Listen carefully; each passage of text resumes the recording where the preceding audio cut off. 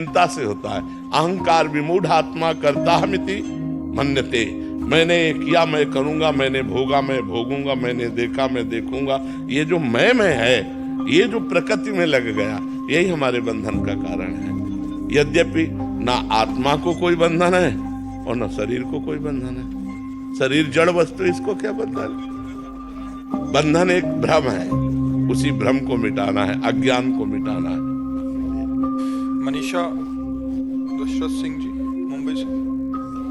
राधे राधे महाराज जी। महाराज जी, हम अज्ञानी पहले से वैदिक मंत्र शंकर भगवान जी का करते हुए बड़े हुए, परंतु आपके प्रवचन को सुनने के बाद पता चला कि वो मंत्र गुरु की आज्ञा के बिना नहीं करना चाहिए, इसलिए हमने सांब सदाशिव करने का प्रयत्न किया। आपकी वाणी से ही पता चला कि शंकर भगवान की आज्ञा से ही हमें राधा या राम नाम मिलता है। हमने दीक्षा तो नहीं ली, हम अधम उपांशु नाम लेने का प्रयत्न कर रहे हैं, फिर भी मन बार बार ये क्यों सोचता है कि हमें शंकर भगवान मिल सकेंगे कि नहीं, हम अधम भोले जी का। नहीं, ऐसा संशय तो रखना ही नहीं चाहिए, क्योंकि अगर उनको मिलना न होता तो मुझे मानव देह नहीं देते, उनको मिलना ना होता तो मुझे अपनी तरफ नहीं घसीटते, उनको अगर नहीं मिलना होता तो मुझे माया में फंसे रहने देते।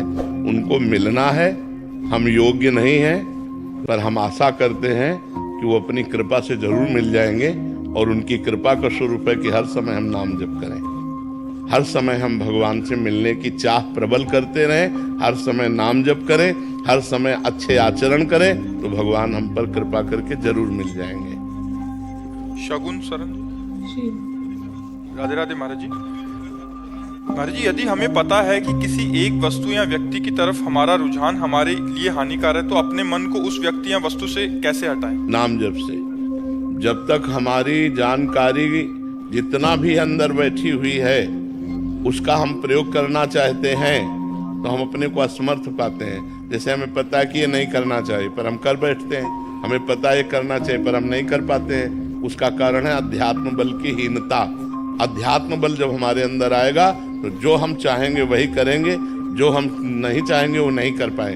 अभी हम नहीं चाहते कि ये प्रारंभ कर बैठते हैं, अभी हम चाहते हैं कि ये करें, पर हम नहीं कर पाते। उसमें अध्यात्म बल की हीनता होती है। तो अध्यात्म बल पुष्ट होता है श्री हरिवंश नाम बल लहो। नाम बल, जो नाम जप करोगे तो देखो मरा मरा रटते हुए ब्रह्म ऋषि हो गए, भगवान के पावन चरित्र को रच दिया। इसलिए नाम जप करो, नाम जप से ऐसा बल आता है जो सब ठीक हो जाता है, सब ठीक हो जाता है। जितेंद्र तिवारी जी।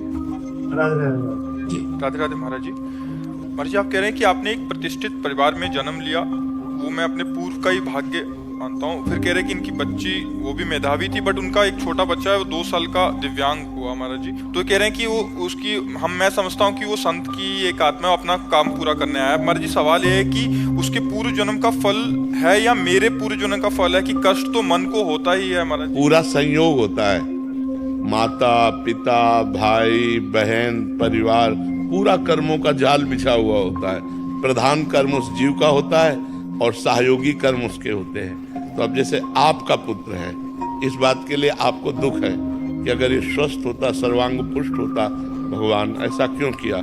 माँ को भी दुख है, भाई को भी दुख है, बहन को भी दुख है, परिवार को भी दुख है, और देखने वाले को भी दुख है। अरे भगवान, इसको ऐसा कष्ट है।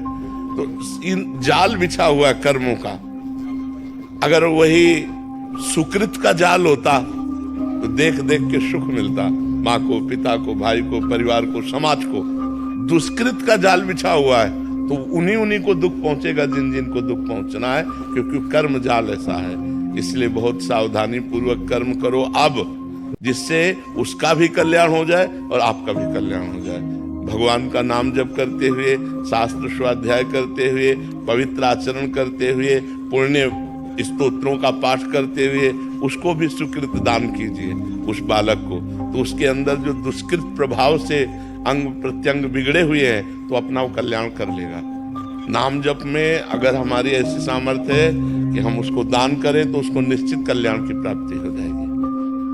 महाराज जी, शारीरिक कोई दोष नहीं है, वो ऑटिज्म जो आजकल बहुत बच्चों को हो रहा है, जो स्वलीनता वाला विषय है। महाराज जी, अपने आप में मस्त, मतलब नहीं, बौद्धिक स्तरहीन होना उसे हम कहेंगे। अपने आप में लीन होना, ये तो सिद्ध महापुरुषों का स्वरूप है। कि वो अपने आत्मा में आनंद में तृप्त रहते हैं। बौद्धिक स्तर हीन होना, वो बौद्धिक स्तर से ऊपर उठ जाना है, आत्म स्वरूप में लीन होना, लेकिन वो अपने आप में लीन नहीं है, बौद्धिक स्तर हीन होना। आप समझिएगा, बौद्धिक स्तर उसका बहुत गिर चुका है, जिससे वो प्रकाशित नहीं हो पा रहा है। तो मनुष्य शरीर में रहते हुए भी जो विवेक और जो विद्वता, जो हमारे अंदर प्रवीणता, वो नहीं है। हाँ, तो उसको अबोध बच्चा ही कहेंगे, चाहे पूरा जीवन जितना भी जी ले उसे अबोध ही कहेंगे। तो उसके लिए हमें करना चाहिए, नाम जप करके उसको दान करना चाहिए, उसको देना चाहिए, तो उसका मंगल हो जाएगा। अब वो कर्मों के अनुसार से है, कर्मों का ऐसा प्रधान होता है। जरा सा सिस्टम बिगड़ जाए तो अभी सब पागल हो गए आदमी, जरा सिस्टम बिगड़ गया तो अपनी सीमा में बुद्धि केवल उतनी सोच सकती जितनी सोचना है। किसी की बस इतनी बुद्धि है कि वो खा सकता है, पी सकता है, हो सकता है, वो अपनी दिनचर्या कर सकता है, लेकिन आगे विवेक नहीं है। किसी की इतनी भी बुद्धि नहीं कि अपनी दिनचर्या कर सके। तो ये सब कर्मों का जाल बिछा हुआ है। तो पूर्व जन्मों के कर्मों से आप ऐसे पवित्र कुल में प्रकट हुए, तो वो भी पवित्र कुल में प्रकट हुआ, लेकिन कर्म बिगड़े हुए थे, इसलिए बौद्धिक स्तर को सूक्ष्म कर दिया गया कि वो विकास को प्राप्त नहीं हो पा रहा है। जी महाराज जी, क्या ऐसा होता है कि कोई संत जो है अच्छे शरीर में रहा लेकिन उसकी यात्रा पूरी नहीं हुई, तो वो फिर और अच्छे शरीर में आएगा, वो गिरे हुए शरीर में नहीं आएगा।